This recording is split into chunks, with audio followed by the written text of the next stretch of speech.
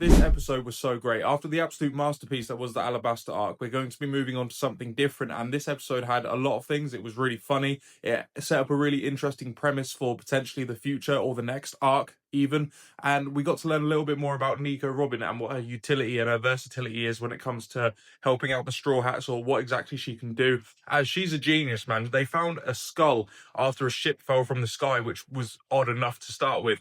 But once she saw it, she was able to locate exactly when it was from, where it was from potentially, and how exactly it got there, and how how the person died in the first place. Like, she managed to gather all of that just from the skull, and the fact that the procedure that was done on it was from about 200 years ago, and it was very prominent in a certain area. She's obviously a genius, so it's very cool that we have somebody in the Straw Hat Pirates that, while they're going all around together, they can discover all these different things and learn a lot more about history. And because that's such a big part of One Piece, I feel like the actual history of the world and the lore of One Piece as a whole, and the oceans and its stories and the pirates and all that sort of stuff. Learning more about the world itself and its history, I think, is really interesting. And the fact we have somebody like Nico Robin now to travel alongside with and sort of like learn more about the actual history of the world, I think is really, really fun. Of course, the first mission of the Straw Hats is to get up to that Sky Island, get up to Skypiea, and the way they're doing that is going down to the ship that fell from the sky to try and salvage maybe some clues or information on how to get there and where exactly it's come from and how it got there, sort of thing.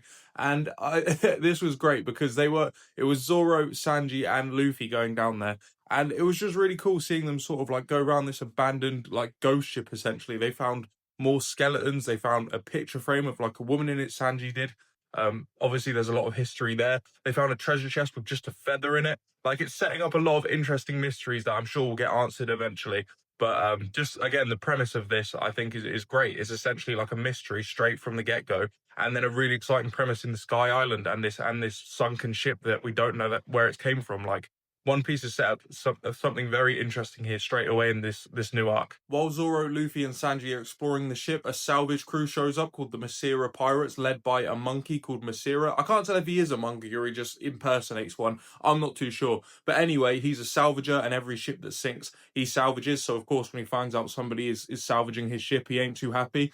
But he goes down there and he gets on pretty well with Luffy, Sanji, and Zoro. But again, who wouldn't? Every single person that encounters Luffy and his crew, they seem to get along eventually, unless they're like pure evil, like Arlong or Crocodile or something like that. I don't know if Masira is going to be a big part of the new arc, but if he is, that's exciting to me because he seems great. He's very funny, and I'm always down for another eccentric character in One Piece. There's so many of them, so hopefully we get to see more of Masira. And at the very end of the episode, this giant sea turtle, probably the biggest creature we've seen in One Piece so far, if I'm not mistaken, eats the ship that they're trying to salvage. And that's where the episode ends. But this creature is absolutely fucking huge. It dwarfs the Going Merry. Like, it's like a 100 times plus bigger than the ship itself. I don't know if that comes from Skypiea or it's just a part of this part of the waters or just part of the Grand Line. I don't know, but we've never seen something that big before, so I don't know how they're going to get out that, but we'll have to see. But yeah, this episode set up a lot of interesting mysteries and a very cool premise for the next arc, and a very interesting character in Masira as well. So I'm excited to see where this all goes.